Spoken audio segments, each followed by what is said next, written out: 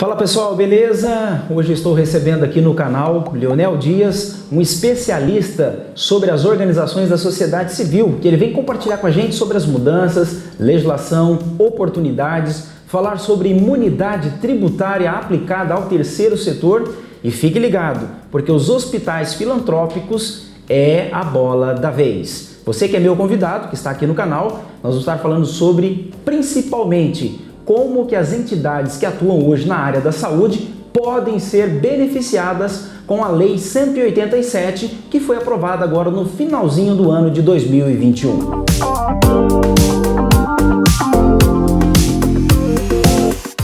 Muito bem, pessoal, está aqui ao meu lado, Leonel, muito obrigado, seja bem-vindo ao canal. Sinta-se na liberdade de compartilhar com as pessoas que são do terceiro setor, né? As organizações da sociedade civil, em especial aos hospitais filantrópicos, ou seja, as entidades que atuam na área da saúde. E deixo a palavra contigo aqui para umas considerações, como que vai ser esse nosso bate-papo, o que você pretende trazer para as pessoas que estão nos vendo. Bacana, Cândido. Muito bom dia. Eu gostaria de primeiro agradecer a oportunidade, o convite, né, seu e da equipe aí da Ideia Soluções. Eu me chamo Leonel Antônio Dias, eu sou sócio da Dias Advocacia, com sede em Cascavel, e nós atuamos exclusivamente com direito tributário, na área do direito tributário, né, recuperando impostos para empresas e também para hospitais filantrópicos, que é o tema da nossa conversa de hoje. Muito bem. Pessoal, veja só, um tema super importante. Conversando com o Leonel um pouquinho antes desse momento de gravação, muitas entidades do terceiro setor hoje, que são hospitais que já estão constituídos aí há anos e não usufruem dos benefícios previstos na Constituição Federal. Gostaria, doutor, que o senhor compartilhasse, né, com esses diretores de hospitais que hoje estão pagando uma carga tributária ainda, que muitas vezes é o PIS, é o COFINS, estão pagando a contribuição social e assim por diante, inclusive a contribuição previdenciária patronal sobre a folha, né? Exato. Como que a gente poderia orientar ou trazer essa informação para esses presidentes de entidades? Isso, então depois a gente vai falar um pouco sobre esses impostos, né, que os hospitais filantrópicos não precisam pagar, né? O que é um hospital filantrópico? É um hospital que não tem fins lucrativos, né? Ele não distribui lucro, e ele presta serviços majoritariamente ao SUS, né, no percentual mínimo de 60%. Em contrapartida, ele tem direito à imunidade tributária, que nada mais é que uma desoneração de impostos e tributos federais. O que ele precisa, o que esse hospital precisa fazer para ter essa imunidade tributária, para ter direito a essa imunidade? Ele precisa cumprir alguns requisitos previstos em lei, né? Que a gente vai debater sobre esses requisitos aí, quais são essas condições previstas em leis aí necessárias. Legal. Dentro dessas condições, a gente sabe que existe, né, todo um regramento jurídico que precisa ser observado, né? Não só apenas a entidade cumprir com os aspectos fiscais, tributários ali no momento, ou contábil, mas também existe uma situação que envolve aspectos ali de ordem administrativa, né? Perfeito. Que é a parte de contratualização, que é a parte de entrega realmente, igual o senhor disse, né? 60% da minha capacidade tem que ser entregue ao Sistema Único de Saúde. Exato. Esse é um requisito básico, né? O mínimo. É o mínimo, né? O mínimo exigido pela legislação. Como que a gente pode hoje apresentar para os nossos ouvintes, as pessoas que estão nos vendo nesse momento, sobre, né, a possibilidade de você ter uma entidade do terceiro setor, um hospital filantrópico, que venha usufruir desses benefícios previstos na Constituição e também por lei complementares, né? Sim. Então, assim, como eu falei, esses hospitais eles têm direito a essa imunidade tributária, porém eles têm que cumprir algumas condições previstas em lei, né? Que condições são essas e que lei é essa? Existia um debate antigo já sobre a Lei 12.101 de 2009, que é uma lei ordinária, e a atual lei que regulamenta esses requisitos, que é a Lei Complementar 187, que entrou em vigor em 16 de dezembro de 2021. Então, o que acontece? A Constituição Federal fala no artigo 146, inciso 2, que somente lei complementar pode regulamentar limitações ao poder de tributar. E a imunidade é uma limitação ao poder de tributar. Porém, a Lei 12.101 é uma lei ordinária. Então, por isso que muitos juristas e doutrinadores entendiam que ela era inconstitucional, né?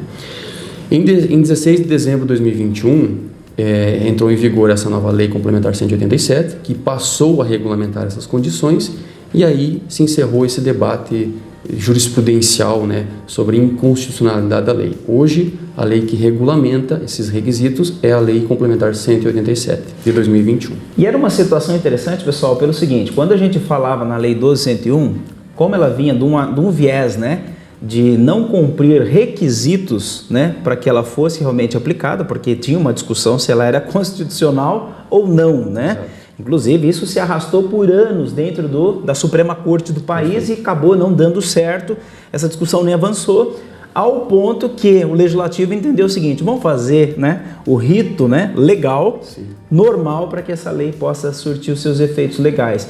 E quando vem a 187, ela trouxe alguma mudança, alguma inovação sobre a 12.101? Como que foi essa mudança, essa dinâmica? Com certeza. O básico dos requisitos foi mantido, né? O hospital filantrópico ele tem que aplicar todos os seus recursos nas finalidades institucionais, ele não pode distribuir lucros, não pode remunerar presidente ou dirigentes, tem que manter as certidões negativas vigentes, principal, tem que manter escrituração contábil regular, com segregação de receita, de despesa, e aí é muito importante o papel de um contador que tenha conhecimento na área do terceiro setor, tenha conhecimento especializado, né? Então os requisitos básicos foram mantidos, mas é óbvio que tem sempre alguma novidade, né, que tem que ser observada aí pelas entidades filantrópicas, né? Eu vou aproveitar um gancho nessa questão, quando se fala ali dos requisitos básicos, né? Eu vou pegar a parte que me toca, vamos dizer assim, que é a parte da contabilidade, né?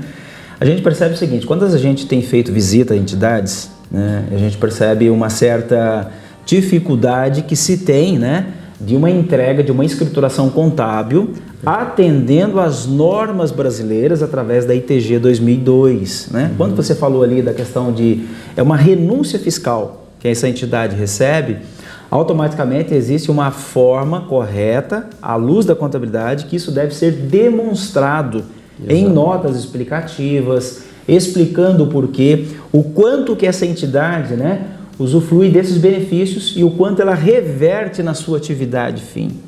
Então, isso é muito importante quando você toca nesse ponto, né, da parte principalmente da contabilidade ali, porque é um dos requisitos que a auditoria do Sistema Único, né, do Ministério da Saúde, vai observar, além de outras, né, que é a questão da entrega dos 60%, o mínimo, né, da capacidade produtiva, se está remunerando ou não diretores, aí envolve o aspecto da receita, vai ter interesse, né, mas enfim, ou seja, as garantias que estavam previstas na 12.101, elas vieram também para a Lei 187, isso ficou muito bem claro.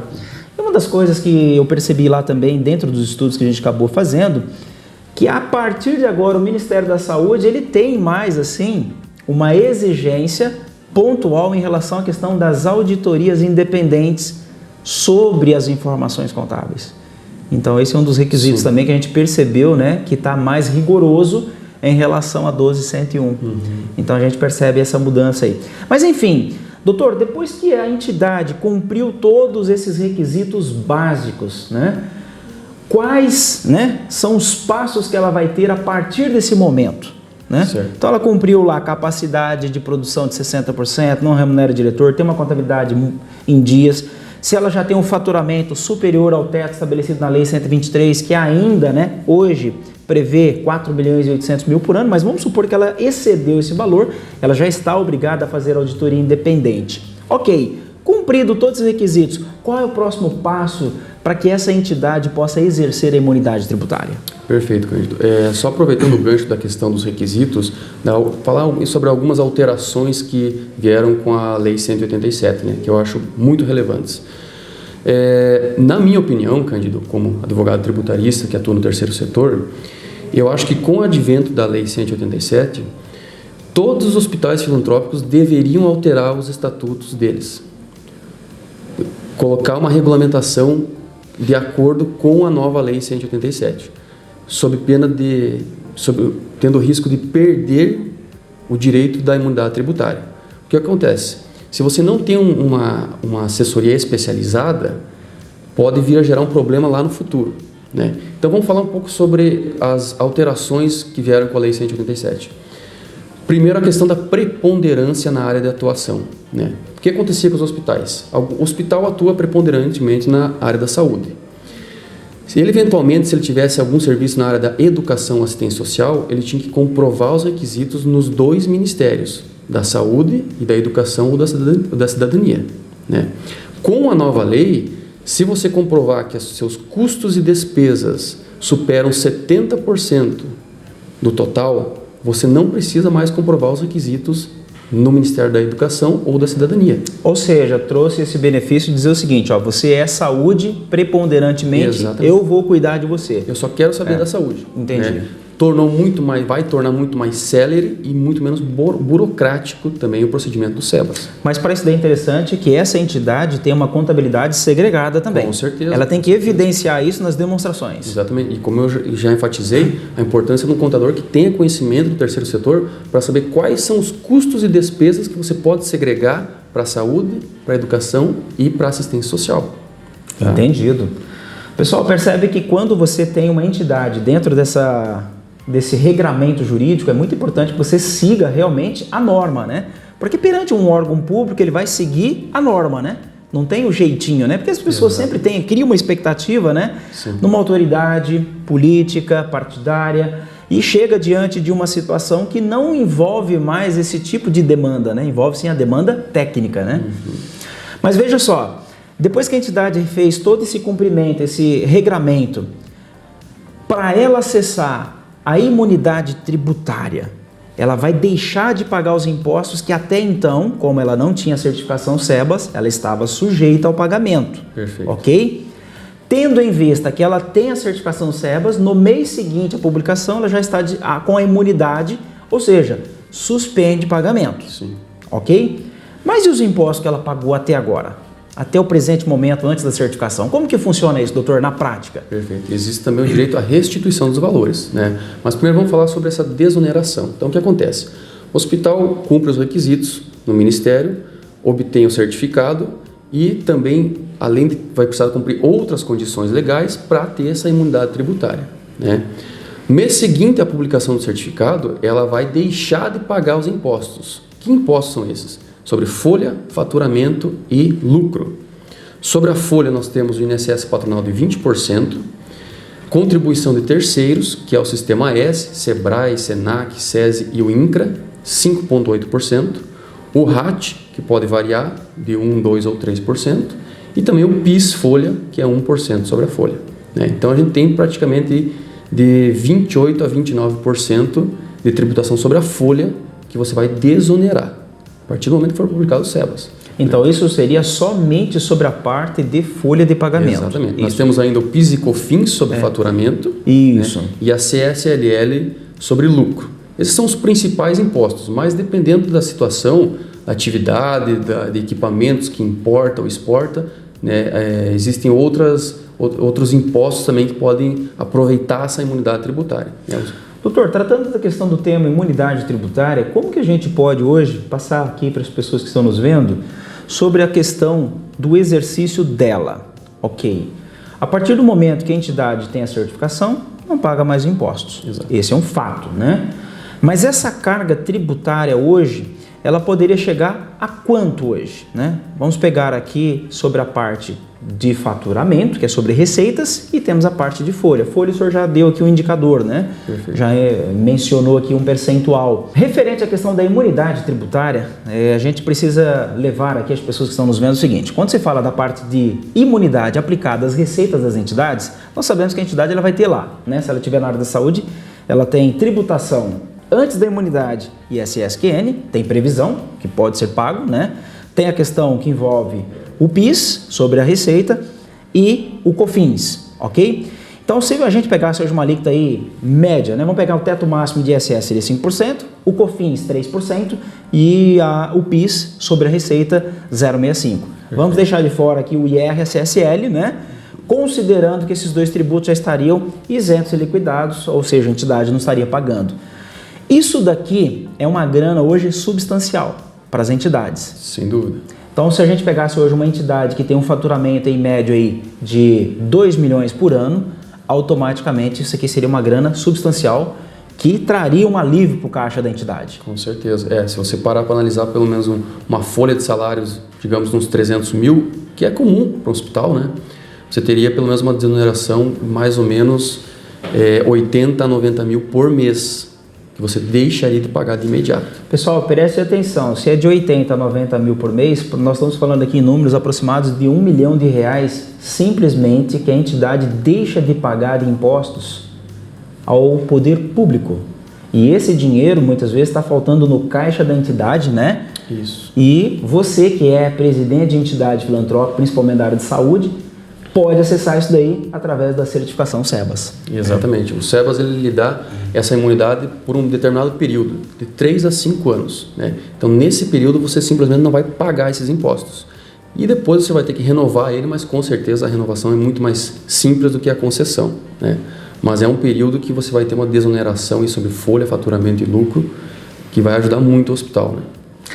Percebe uma coisa, né? Nós estamos num período de transição, tivemos agora recentemente as eleições. E eu quero dizer para vocês o seguinte, uma das situações que a gente tem que trazer aqui à realidade é a seguinte, nós temos hoje um gargalo no Brasil, que é a parte da saúde, né?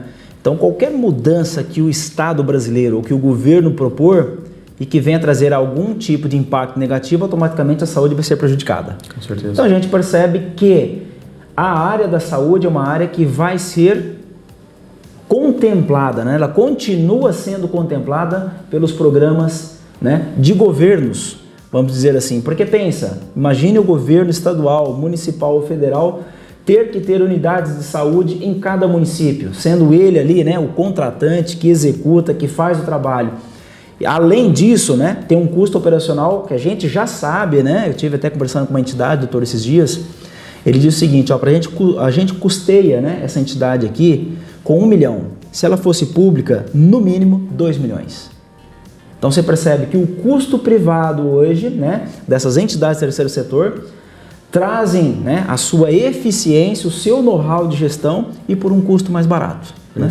Então a gente percebe, né, que as políticas públicas tendem a caminhar para a terceirização, que é no caso, né, estabelecer isso ao terceiro setor. Pessoal, nós falamos aqui de vários assuntos e um deles é o seguinte, a entidade conseguiu imunidade tributária e a partir desse momento, vamos aqui um cenário hipotético, ela já conseguiu o direito, ok? Mas ela fez pagamentos de impostos anterior a isso. Doutor Linel, como que funciona a restituição desses impostos? Perfeito. Tem jeito dessa entidade pegar esse dinheiro de volta? Com certeza, 100% garantido que tem esse direito à restituição dos valores. Dentro dos últimos 5 anos, tá? Tudo que ela pagou, ela pode reaver em determinado período. Então, o que acontece? Sempre é possível a restituição no ano anterior ao protocolo do SEBAS. Vamos citar um exemplo. Digamos que o hospital protocolou o SEBAS em fevereiro de 2022. Ele vai ter direito à restituição de tudo que foi pago desde janeiro de 2021. Sempre o ano anterior. Respeitado os 5 anos previstos no Código Tributário Nacional, de prescrição. Ah, então tem uma pegadinha aí, então. Exatamente. Mas assim, a questão da restituição, o pessoal sempre, alguns clientes sempre perguntam para mim, mas doutor, eu só tenho direito a partir do momento que eu consegui o SEBAS. E não é assim que funciona. A jurisprudência dos tribunais já reconhece os efeitos ex-tunc do SEBAS, os efeitos retroativos. Né?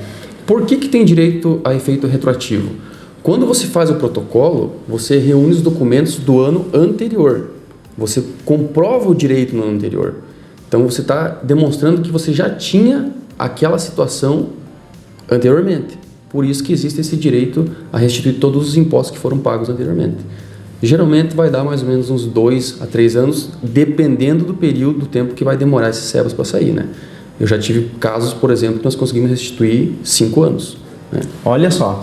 Pessoal, olha que interessante, quando você olha para a questão das entidades do terceiro setor, e esse é um dado muito importante, viu, doutor, que o senhor traz para nós aqui hoje, que é o seguinte, muitas entidades estão com dificuldade de caixa, não tem dinheiro para comprar insumos, não tem dinheiro para pagar pessoal, não tem dinheiro às vezes para fazer uma reforma, e às vezes essa entidade está com essa grana disponível, só precisa acessar ela, né? Exatamente. Mas aí vem aquela pergunta seguinte, eu tenho medo de entrar com uma ação judicial e depois a Receita Federal vir em cima da entidade e fazer aquele terrorismo fiscal.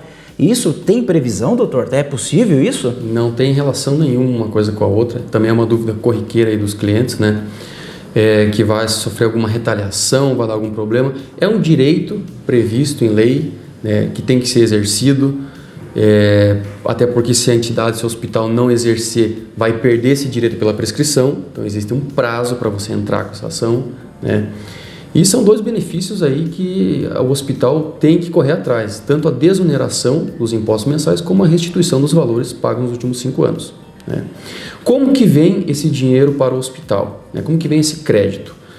Toda sentença contra a fazenda pública, ela gera o direito à restituição, gera uma requisição de pagamento. Né? Ela pode ser uma RPV, até 60 salários mínimos, que hoje tem dado mais ou menos 72 mil, e nesse caso vai receber em 60 dias esse valor. Então o prazo é bem curtinho, né? Exatamente. E se ultrapassar esse limite de 60 salários mínimos, aí ele se torna um precatório, tá? Que tem sido pago mais ou menos em 1 ano a 1 ano e meio. Também é muito rápido. É rápido. Mas digamos que o hospital não possa esperar esse curto prazo de 1 ano, 1 ano e meio. Ele também tem direito de fazer a venda desse precatório. Né? Ah, entendi. Então ele pode... A partir do momento que o judiciário concedeu esse crédito para ele, ele tem a possibilidade de fazer dinheiro com isso. Com certeza. Com esse documento. Ele pode antecipar esse crédito fazendo a venda com um certo desconto ali, digamos. Atualmente o pessoal tem oferecido 30% a 40% de desconto, né? Mas dependendo da situação, se o hospital estiver precisando, tem essa outra carta na manga, né?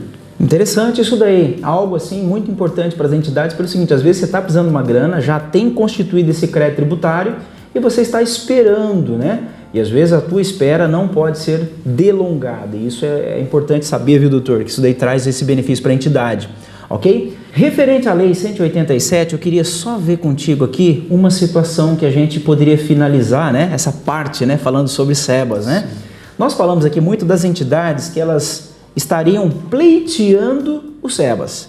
Mas e as entidades que já têm o SEBAS hoje, como que a Lei 187 vai tratar elas?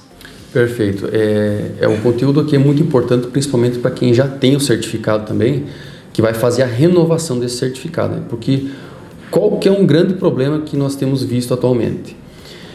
A Lei 187, ela passa a regular todos os protocolos a partir de 16 de dezembro de 2021. Né? Se o hospital fez o protocolo anteriormente, ele vai ter que fazer com base nas disposições da Lei 12.101. Posterior a 16 de dezembro, vai ter que seguir os novos ditames da 187. E o que acontece? Todos os SEBAS dos hospitais filantrópicos e entidades sem fins lucrativos tiveram a validade prorrogada até final do ano seguinte ao que seria o término da validade. Citando um exemplo, digamos que o hospital tivesse um SEBAS com validade até fevereiro de 2022, desse ano. Ela automaticamente foi prorrogada até dezembro de 2023. E se o diretor desse hospital fez o protocolo em janeiro de 2022, porque ele ia vencer em fevereiro, esse protocolo é intempestivo. Porque a lei diz que você tem que fazer o protocolo 360 dias antes do término da validade, que agora passou a ser dezembro de 2023. Ou seja, a partir de janeiro de 2023 você teria que fazer esse protocolo. Então, é um erro que o pessoal tem cometido, né? Por isso eu volto a enfatizar a importância de uma assessoria especializada no terceiro setor. São muitos detalhes, questão estatutária, questão de relatório de atividades, principalmente balanço patrimonial. Você ter um pessoal que tenha conhecimento, um contador com conhecimento para segregar receita, despesa, custo, né? Isso é muito importante, porque eventualmente, se você cometer algum erro, você pode estar causando um prejuízo enorme para o hospital. Imagina um hospital, por exemplo, no exemplo que nós citamos antes, numa folha de 300 mil, que teria uma desoneração de 80, 90 mil, perder esse certificado. Tem que voltar a pagar esses 80 mil por mês. É uma situação realmente complicada, né? Percebe, né? Isso é muito importante quando o senhor traz esse ponto de atenção, né? Então, quando as entidades agora tiverem nos seus processos, já tem o SEBAS, agora eu preciso ir para a renovação do SEBAS, nesse período de transição da Lei 12.101 para a Lei 187, entre aspas, teve um benefício, que é a dilatação do prazo de vigência dessa certificação, ponto. Mas a entidade vai ter que se atentar à Lei 187, a princípio é isso, e cumprir todos os ditames que está previsto nessa lei, né? Então tem que ficar atento a isso daí. Doutor, para a gente poder aqui concluir, né, esse bate-papo nosso hoje dessa manhã, o senhor falou ali para nós sobre a questão de estatuto das entidades, né? Perfeito. Então você tem uma entidade que às vezes ela tem um estatuto que está muito depreciado, bem antigo, né? Ele não se adequou ao marco regulatório das entidades do terceiro setor, né? Que é a Lei 3019, que vai falar sobre a questão principalmente do relacionamento dessas entidades com o poder público no aspecto de contratualização. E agora me sai a Lei 187, né? O que o senhor, né, recomendaria para esse diretor de hospital, de entidade filantrópica, nessa questão de reforma estatutária? Isso é importante? Isso vale a pena? Com certeza. Entendeu? Eu gostaria que o senhor compartilhasse com as pessoas, né, o ponto de vista jurídico em relação a isso daí. Sim, a questão do estatuto é uma questão essencial para o hospital filantrópico hoje, porque é uma das principais formas de você comprovar os requisitos legais, né? Como eu já enfatizei, existem algumas mudanças com a nova Lei 187 que devem constar no estatuto. Então, é essencial você contratar uma assessoria especializada no terceiro setor, né, na questão tributária. Tanto o estatuto como o relatório de atividades e como o balanço patrimonial têm que ser muito bem analisados para estar se adequando a esse novo regramento que veio com a Lei 187. O pessoal percebe que é muito importante, né? Tudo que a gente falou aqui, doutor, eu creio que vai contribuir na vida dessas entidades. Eu vejo que isso aqui é uma contribuição, né? Que nós, Ideias Soluções, junto com a advocacia, está entregando para você que é diretor de entidade do terceiro setor, que atua na área da saúde. E as nossas considerações, né, é a seguinte, que você que é diretor, procure, né, o mais rápido possível, estar adequando a sua entidade a esses novos ditames da lei, né? Isso faz parte, isso é um processo que ele não tem como, né, deixar para vir depois, porque o deixar para vir depois vai gerar consequência, não é isso? Com certeza. E essas consequências que são onerosas, né? Pensa, uma entidade voltando a pagar quase 100 mil reais de encargos trabalhistas por mês, vai ter problema. Uma entidade que volta a pagar ali o PIS, COFINS e SSL, ISS, vai ter problema também, né, com questões de caixa. A gente sabe hoje que a saúde ela tem uma margem pequena, temos a questão da tabela SUS, que as correções há anos, né, há décadas que essas correções não acontecem. Então, resta para nós, né, que hoje trabalhamos com o terceiro setor, levar a vocês informações como essa, que vão resultar em benefícios. Não é isso, doutor? Exatamente. Aproveitar o gancho, né, Cândido, citar um exemplo de um cliente nosso, não vou citar nomes, é óbvio, né, mas veja bem, havia contratado uma assessoria que não tinha especialização na área e logo após a obtenção do SEBAS, os profissionais deixaram de pagar alguns impostos. Porém, muitos impostos que não precisavam ser pagos continuaram sendo pagos, mês a mês, né? E aí, quando a gente foi fazer uma auditoria nesse hospital, nós encontramos aí esses equívocos, né? Conseguimos restituir ainda um bom período, mas teve um período que infelizmente foi perdido pela prescrição, né? Então, é muito importante você contratar um profissional especializado no assunto, né? Que saiba o que fazer. Você não, quando sai o SEBAS, quando o hospital consegue o deferimento do SEBAS, não é só deixar de pagar, deixar de gerar a DARF. Você tem que informar no sistema da Receita Federal da forma correta para evitar uma autuação fiscal. Então é muito importante que a pessoa tenha conhecimento técnico sobre a causa, né? Perfeitamente. Pessoal, só tratando da questão tributária, doutor, é o seguinte, eu conheci uma entidade, vamos falar dos exemplos aqui, né? Perfeito. A entidade tinha veículos, ela estava pagando IPVA. E a imunidade tributária com o SEBAS estende também até o IPVA Exato. dos veículos que ela utiliza, né? Ambulância, assim por diante, né? Outra situação que achei assim absurda, né? A entidade estava ainda pagando IPTU do prédio onde ela está sediada. Então ela tem imunidade também do IPTU, não precisa pagar, né? Na importação de equipamento hospitalar vinda de outros países, não precisa pagar o imposto de importação, não precisa pagar o ICMS. É lógico que tudo isso que eu estou falando para vocês, né, depende de certificar o ente federativo. Perfeito. No caso da União, a União faz uma portaria ministerial e publica no Diário Oficial da União. Mas os outros entes federativos não têm a mesma estrutura e o mesmo regramento organizacional, né? Então, com isso, cabe à entidade procurar esses entes federativos e dizer o seguinte: olha, eu sou imune, então eu quero o exercício da minha imunidade tributária, né? Exatamente. Até o imposto de renda gerado sobre as aplicações financeiras, né, doutor? IOF. Pessoal, tudo que falar de carga tributária aplicada ao terceiro setor, com a certificação do SEBAS, você tem o direito à imunidade, salvo o fundo de garantia por tempo de serviço, que esse é um direito trabalhista, né? E esse é um direito do trabalhador, a qual o empregador, qualquer empregador, vai continuar pagando, que esse é como se fosse uma espécie de um fundo, né? É um fundo de garantia, né? Isso. É um fundo a esse trabalhador no momento de uma eventual demissão, que ele possa ter acesso a esse recurso para sua subsistência, sua continuidade. Mas é o único imposto que ele vai continuar pagando, né? Isso. Todos os demais vão ser zero a conta, zerados, né? Zero a conta. Pessoal, espero que vocês tenham gostado desse bate-papo aqui hoje. Doutor, obrigado por ter vindo. Mais uma vez, obrigado pela oportunidade. Sair de Cascavel, né, da região sudoeste para vir aqui na região noroeste, para a gente ter esse bate-papo gostoso que vamos conquistar aí, com certeza o Brasil inteiro, tá bom? Com certeza, eu espero que possa chegar a muitos presidentes e diretores de hospitais filantrópicos aí, e qualquer dúvida que vocês tiverem é só nos procurar. Pessoal, você que viu esse vídeo até agora, compartilhe esse vídeo, pega esse link aí, ó, manda para um diretor de hospital, manda para um gerente de hospital filantrópico aí. Você que ainda não é filantrópico ainda, mas fala: rapaz, eu gostei desse assunto, eu acho que isso aí cabe na minha entidade, né? Eu pago muito imposto. Entre em contato com a gente, tá aqui, né? Vai aqui na descrição desse vídeo, nós vamos deixar um link de contato aqui, tá bom? E você vai acessar e vai falar com a gente, né? Ter um bate-papo para a gente poder conduzir você nesse processo também de constituição da entidade do terceiro setor aí do teu negócio, caso você não tenha, beleza? Muito obrigado e até o próximo vídeo.